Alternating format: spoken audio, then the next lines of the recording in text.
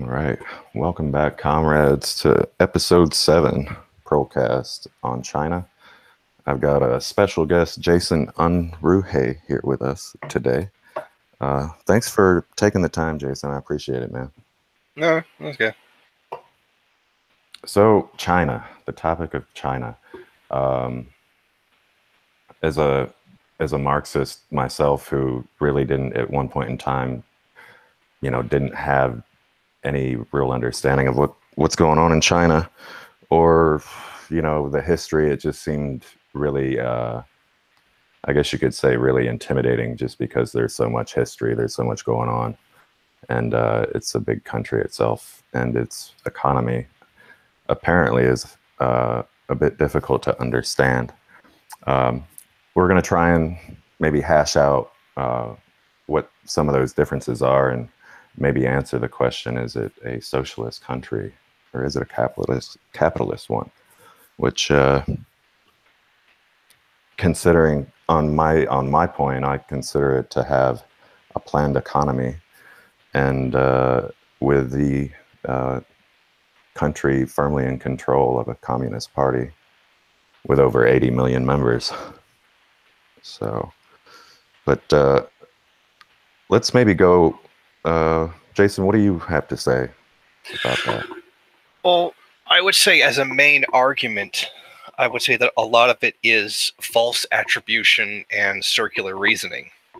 Like, for example, they say, well, here's the economic development that's happened, and I don't deny that's happened. That's certainly obvious that's taken place. Right.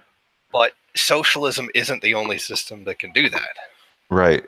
Right. Well, so the point would have to prove that it was socialism that did it, not opposed to capitalism. I think that the problem is China. It doesn't. I think is having the main understanding of the difference between capitalism and socialism.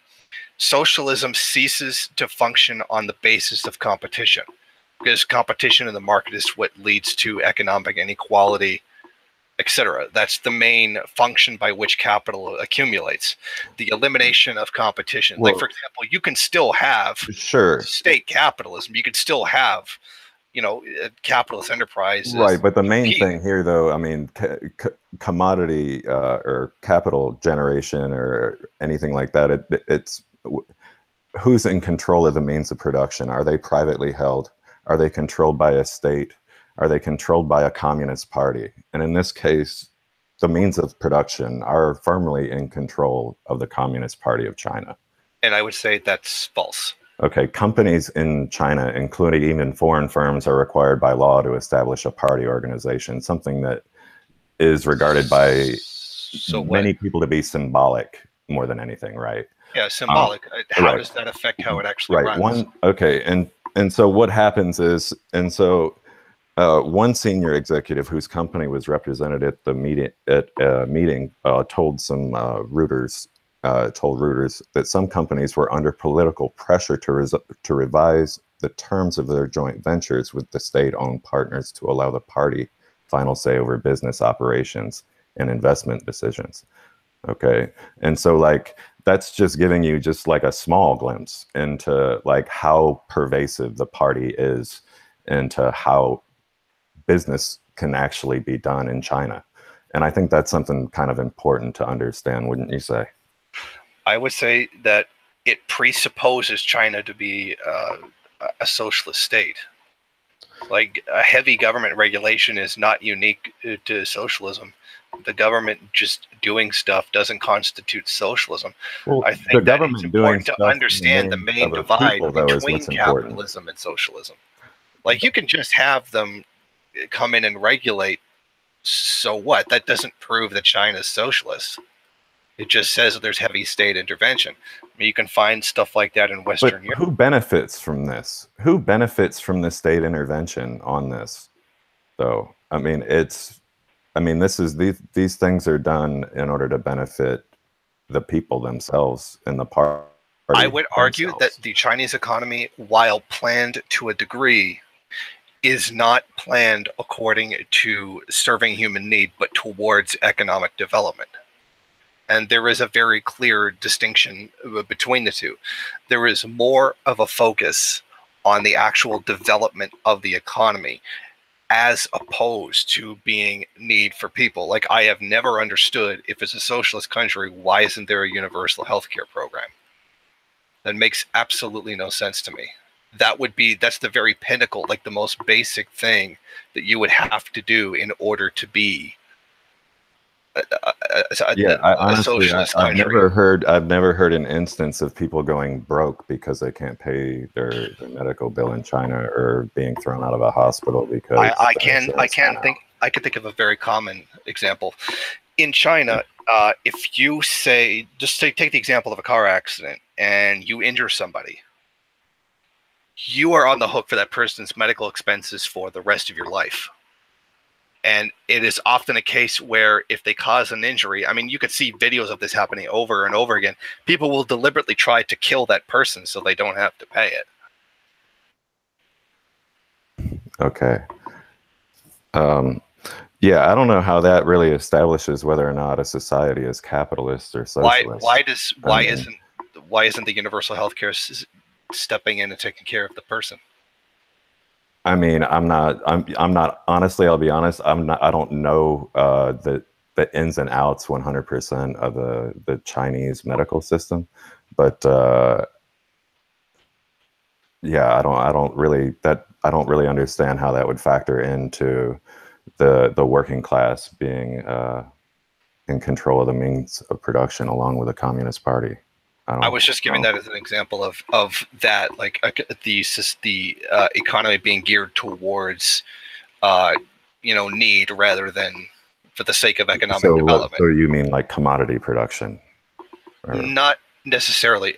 For example, there in Marxist economics, there's a breakdown into two categories: Department 1 commodities and Department 2 commodities. Department 2 being consumer goods, and Department 1 being the production of the means of production. I would argue that what China has done to a very large degree is focus on the Department 1 commodities, which is fine. That's something that does have to be done, whether something's socialist or capitalist. That it doesn't matter. You have to do that anyway, and that's what was done during the Soviet Union, during the NEP, was a focus on a Department 1 commodities versus right. Two, and this goes into the Feldman model, which is the economic model that the Soviet Union used to industrialize the country.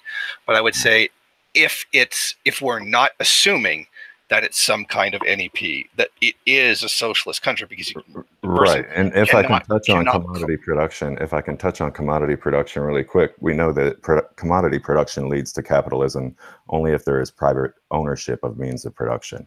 If labor power appears in the market as a commodity, which can be bought by the capitalists and exploited in the process of production, and if consequently the system of exploitation and wage workers by capitalists exists in the country, like capitalist production begins when the means of production are concentrated into private hands. It's not when when the worker benefits the means of production are compelled to sell their labor power as a commodity. It's, these things we both agree on, right? I mean, that's not, without this, there's no such thing as capitalist production.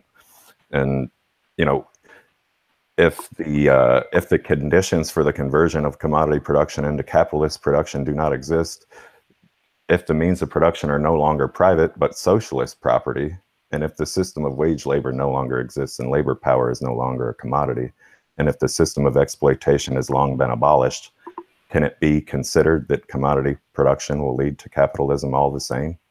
It can't. It can't. The problem is that there are variation. For example, state capitalism. State capitalism is a very real thing. I think it's important to understand them, because there were wages in the Soviet Union under socialism too.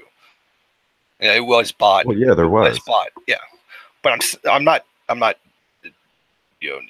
arguing that point. I'm just saying that it was there. I think the main idea is to understand: does the economy function by a plan that goes according to serving need, or does it go by competition? Of course, I would say yes to the first part. I mean, yeah, but does China do it? Of course, I think they do. I mean, I would say absolutely not. I mean, if you, okay, so how can you sit there and say that though? I mean, and this is a country. I mean, to call it a capitalist country, okay, let's call it a capitalist country. Okay, in the 5 years since Xi Jinping has been in power, over 88,000 either elected officials or business owners themselves or business officials have been either executed and or disciplined. 88K in 5 years. So That's not something a capitalist country does, dude. You know what I mean? And that's for either environmental or political corruption.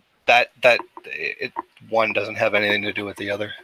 Well, these are things. These are things that these are not addressing. These are not addressing the question. What question? I'm just pointing out something as to whether if China's executing capitalists, why are there capitalists? You mean I'm sorry. They actually you're saying that they execute them for corruption. Okay, that's fine. That wouldn't be something that would be unique to socialism. I think a better question is why are there capitalists in a socialist country? I mean, what do you mean? That doesn't really make any sense to me. I mean, so you're saying the Communist Party of China, they're capitalists because they're executing people for corruption? That makes no sense. No, I'm not saying that. I'm saying why are there capitalists in a supposedly socialist country? Why were there when Mao was there? That's because a good question. Mao. No, I can answer that. Oh, well, tell me.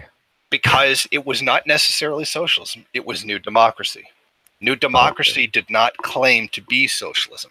It claimed to be the bridge between semi-feudalism and socialism, a kind of way to deal with the period of capitalism that they would have to go through. And they did acknowledge that it was not socialism. That's why it was called New Democracy. And it didn't really work all that well. I'm not dissing Mao. I'm just stating the fact. There's a reason why development is happening now and didn't happen then. Well, so then, it's happening now and it wasn't happening then. And so, like I find a lot of people that don't like Deng. And a lot of Deng's reforms were actually started by Mao, Deng, and Zhu. Going back into the 70s and 60s, whether or not Mao held any animosity for the second generation of Chinese leadership is irrelevant. The rationale of socialism with Chinese characteristics is consistent with Marxism-Leninism and is a pragmatic policy for the development of a material technical base. Capitalism. I would say that, again, it's making certain assumptions. I wouldn't defend Mao's policies in the 1970s at all. They were horribly screwed up. But again, it's a case of where you're presupposing it to be socialist without dealing with the argument of whether or not it's socialist. Well, economic development happens under capitalism too. That's why we don't live in the same material conditions as the 1850s. Right. Well, the building of socialism is going to look different in China as it is going to look in Cuba, or as it's going to look in the DPRK. You seem to have like this sort of perfect, crystallized idea of how it's going to look different. Should be built. You're saying it's going to look different, but we're not arguing if it's going to look different. We're arguing whether or not it is. This idea of having multi-billionaire capitalists in a socialist society, which didn't even happen under the NEP, and then having an economy that is based on competition, except for key sectors which are dictated by the government towards a path of economic development, not necessarily people's needs. Competition is the main mechanism by which make capitalism what it is. That's why China is a capitalist country. Just having economic development alone doesn't prove it to be socialist. It's who controls. I mean, does China? Okay, let's then you have state capitalism. Give me a second. The state owns the companies, but there's still competition. It still functions on a capitalist basis. Is China a worker state? Does it protect the interests of the working class? Well, if you consider in the last decade, the minimum wage in China has risen at a rate of 20% per year, even as inflation has averaged at 4% or less. Average wages also have risen at a double-digit rate. Tell me, has that ever that doesn't happen in a capitalist country? And China don't make anywhere near the same wages as we did in the 1850s. Dude, on average right now. Just increasing wages doesn't mean anything. You can have Western Europe do the same thing. Okay, and this is a fun fact that always is about aside from the fact that they have the most people in the world, China, they also have the most tourists. Well, how can this happen? I mean, for them just apparently just struggling on pennies a What day. does Well, they're tourism able have to to do with it? save 30% of their income as compared to a capitalist country like America, which on average, the average American worker can save around 4 to 6% of their income, as opposed to a country like China. So that's what the definition of socialism is? The That's ability. not, no, but that's something that only a socialist country can accomplish, because that shit is nowhere else. You can do that to some extent in other countries as well. In fact, I would argue not only is this avoiding the issue of competition, the way the economy functions, I would say there has been an increase in inequality in China since these reforms took over. And that's They're literally going to eliminate poverty in a year and a half. Right? okay. What are you Okay. talking about, dude? Yeah, it's called the Gini coefficient. It's a measurement. I So they're can going to be the clearly first show, country. yes, it is. In a year and a half, you're going to come back and tell me, congrats, capitalists, you finally eliminated poverty for the first time in history. And in capitalism's 250-year some odd history, you're going to come on here and tell me that they're the first country to eliminate poverty? Well, first of all, I would really like to see what their definition of poverty is. Because capitalists do that too. They say they eliminated poverty by simply moving the goalpost or making certain certain things. Well, by U.S. possible. logic, the Soviet Union was massively poor and everybody was dying all the time. Well, then there's Marxists that have actual logic and read actual relevant shit and are able to explain how and why. And this is why I don't, if a capitalist country has, like I was saying a bit before, like if a capitalist country has one co-op, it doesn't immediately become socialist. So then why, if a country has all the big industry and land nationalized, practically all farming is collectivized, and the country has a system of planned economy, but they still have some small segment of private and small production left, how is it logical to call that capitalism? Socialism is a transition between capitalism and higher communism. Your notion that socialism is a total negation of capitalism is anti-Marxist, and it's undialectical. No, I'm not saying that. My friend, the Finnish Bolshevik. I'm not saying that. I'm not saying it's a total negation. For example, wage labor will continue to exist in socialism, and I agree that is a thing. My question is, how does the economy function? Again, you're saying that just because there's state ownership, that makes it socialism. No, it doesn't. Just because there was economic development doesn't mean that it was. You're presupposing all of these things to be socialism. You're taking accomplishments and attributing to them without proving them to be socialist. They're doing a great job of mimicking a socialist country then, because these are all things that are planned. These are all things that are planned ahead of time by the party, monitored by the party. Again, you're presupposing the party to be socialist. We're trying to figure out. They just do socialist shit, I guess. No, they're not. State-owned. You're presupposing all these things to be that. You're just saying, well, the state does it. Well, it's planned. Well, economies are planned in the capitalist societies too. For example, coming out of World War II, and I guess post-World War II, the United States was socialist. But see, I guess so it was in Britain as well. That was short-lived, and this is another thing for a capitalist. So, what's the threshold for how long it has to be? Well, I mean, we're intelligent enough, Jason, to understand that a capitalist economy is. What's the threshold? Every 7 to 10 years, you have bust, and then you have boom, and then every 7 to 10 years, it's boom bust. Every 7 to 10 years. You know what a graph of the past 30 years of China looks like, bro? Nothing but fucking boom, and it's not a fluke. It's not a fluke, man. It's because of planned economics. It's not. You can do that in capitalism too. In fact, you can do that. You'd have to go back farther. I mean, the only reason it's increasing so much is because there's a room to increase. Like getting to the top and then going further for 30 years would be different than starting from very little and going up for 30 years. It's a process of economic development. I don't deny that happening. The problem is that you're presupposing it to be socialism while ignoring that main primary question. They had a people's revolution, and that revolution has never been overthrown, my friend. I would say, yeah. Mao himself is primarily responsible for that happening. No, There was a people's revolution. The Chinese people have never bowed to Western hegemony or You imperialism. don't have to do that in order to have a restoration of capitalism. Okay. Then The Soviet Union went back to capitalism without ever capitulating to the United States. they had a counter-revolution. They had a counter-revolution. Yeah. You think that didn't happen in China? Fuck no, when? You can't tell me when it happened. I can tell you when it happened in the USSR. Shit, you can tell me when it happened in the USSR. Come on, dude. So the advent of suddenly creating billionaires was not significant of anything. There were millionaires in the USSR. Yeah, so that's all part of class warfare that we both understand quite well. And that's wrong. What do you Again, mean? if you want to bring it down to this, The why elimination has of classes is something that we do in the building of socialism, Jason, and that means that no, sorry, that's wrong. Okay, no, you're not going to create millionaires and billionaires and call it socialism. You're not. That increases a class divide. How can you claim to be fighting class war by increasing class distinctions? How do you justify that? Creating more classes, creating a greater divide between classes. The data is there to show that China has steadily increased inequality. Well, they're essentially in their own NEP period right now. Of course, the circumstances are very different. I would started from a much more underdeveloped position than the Soviet Union did, and I would agree. And it doesn't really have a socialist bloc to rely on.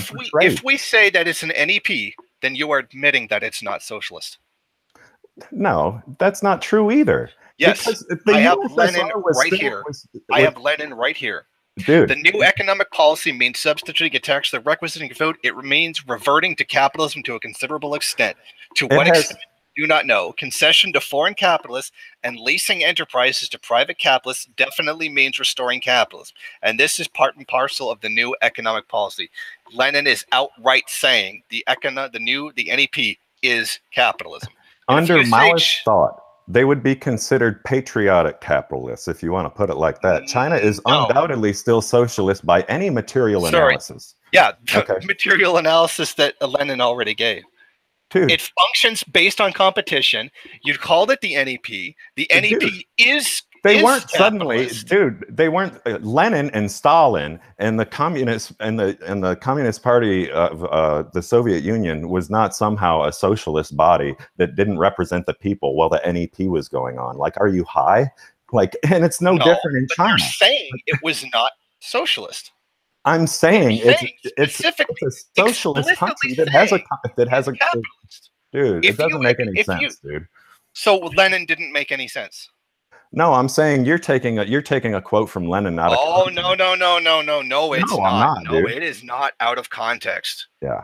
It is not out of context. He is outright saying the NEP is capitalist. They acknowledge that it had to be done. I don't oppose this happening as a necessary step of development. It does need to happen. But I'm not going to say that it's not, but it's socialism when it's not.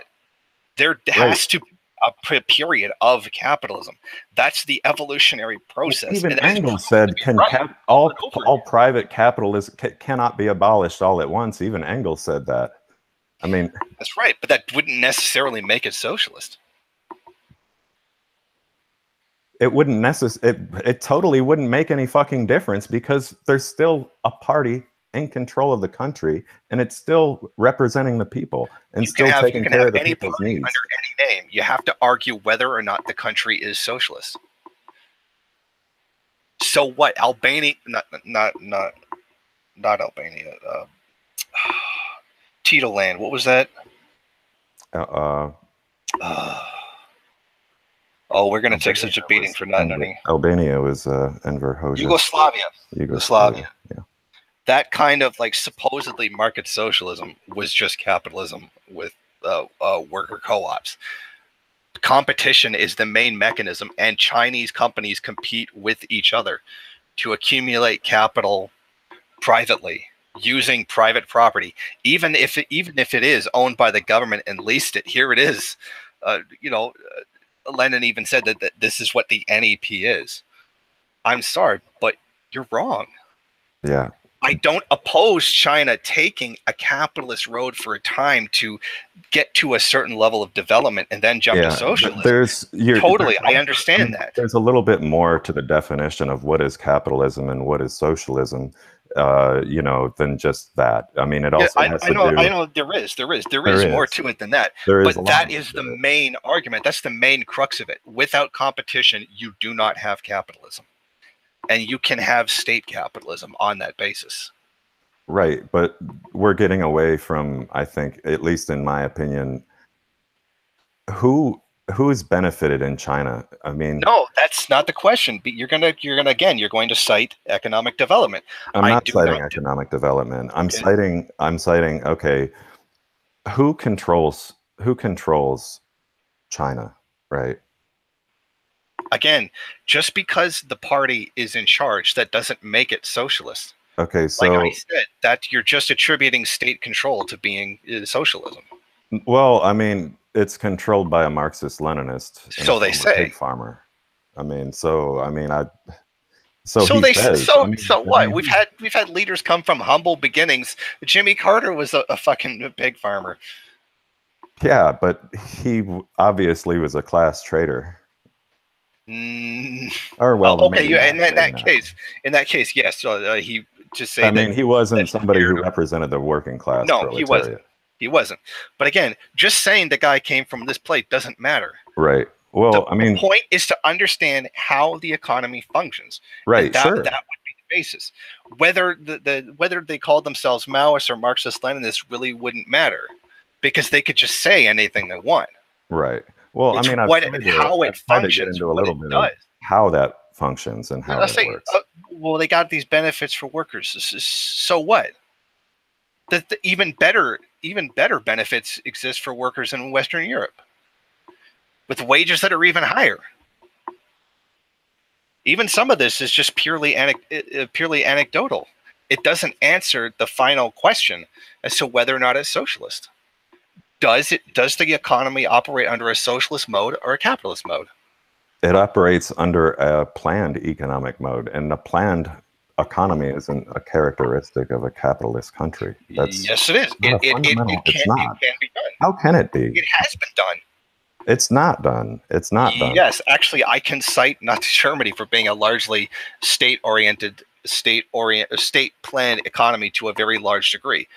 But I would say Germany and China are the same thing, because Nazi Germany relied heavily on foreign investment for their government. No, I'm not saying. You said state planning. In the issue of state planning, yes, they are the same in that manner. That doesn't make China Nazi. I'm not saying that. I'm saying that just having state control doesn't necessarily mean anything. South Korea had a tremendous amount of state planning in it. That didn't make it socialist. It made it a horrible fucking dictatorship. It didn't make them successful, and it obviously hasn't done anything for poverty in that country. Yes, it has. Fuck no. South Korea is a first world country, or damn near a first world country. So that means they have fucking mass poverty, prostitution, all kinds of shit. I get that, but there's none in the DPR. There's no poverty in the DPRK. Well, that's not true. That's a separate debate. Yeah, that's a separate debate altogether. But just having state, like, what does the economic plan go by? Fulfilling people's needs, or does it go towards economic development? And in the NEP, that was poverty. Then I think that's a pretty easy answer, bro. I think that's a pretty easy answer. I mean, there's no, you can't. The reduction of poverty is not in itself. There's no motivation to do that. There's no motivation in a capitalist system to eliminate poverty. Why would you want to eliminate poverty? Poverty was largely eliminated in Nazi Germany as well. It happened under capitalism. Why do you keep bringing up Nazi Germany, dude? Jesus. Because we're talking about state control over something. I don't know why you're harping on that. It's a legitimate argument about state control. They had a large amount of state control. You're talking about Nazi Germany being humanitarian and eliminating poverty while Jews were fucking being put into ovens, dude. Okay. That's not eliminating poverty. That's No, that's not what I'm referring to. I'm not talking about ovens. I'm not talking about the Holocaust. Well, I'm talking about that's going. not being very You humanitarian. just brought it up. I You're am the one who brought- talking about. What, bro?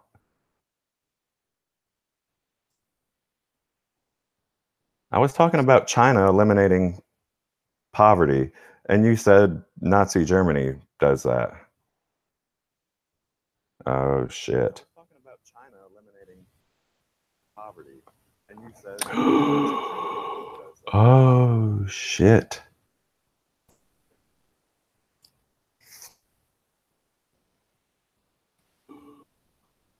Oh shit.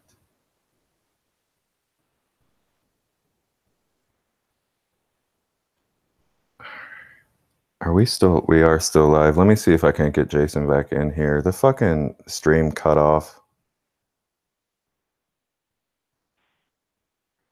We are still live. Let me see if I can get Jason back in. The fucking stream cut off.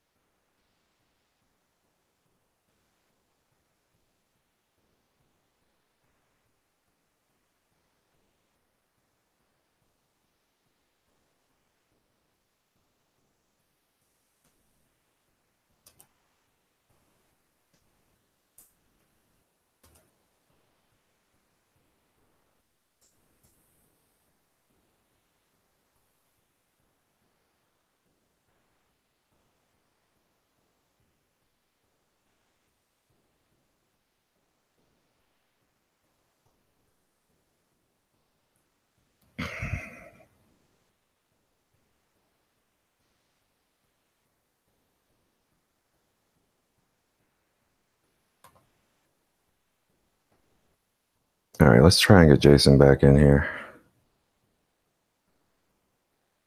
Is this?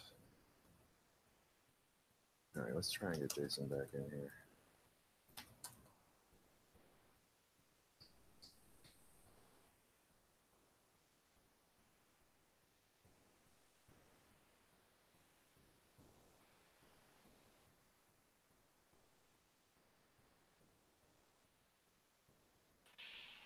Hello?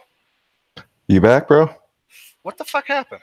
Dude, I think because I just set the timer for a half hour that it actually just cut the fuck off. Now I can hear an echo though, man. Jesus Christ. Okay, echo. What would cause the echo? Okay, yeah. It's fucking with me hard. Okay, how about this? Is that better? Is that better? Can you hear me? Is there an echo? Oh no, I don't think so. Oh shit, yeah, it's like playing in like fucking like a 10-second delay. Oh, do you have a window open somewhere?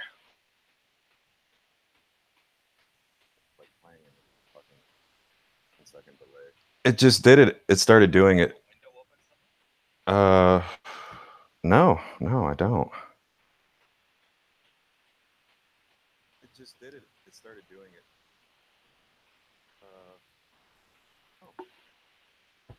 Oh, I think I heard me that time. You just want to do like a part 2 or something soon, or just you want to come back on? If you want, yeah, we can do that. All right, cool, man. Let's do a part 2, man, and we'll set that up. And yeah, I enjoyed it, man. Okay, no problem.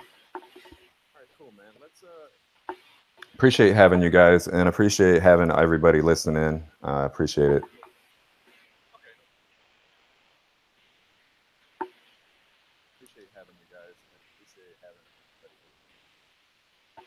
Thank you. All right, see ya. All right.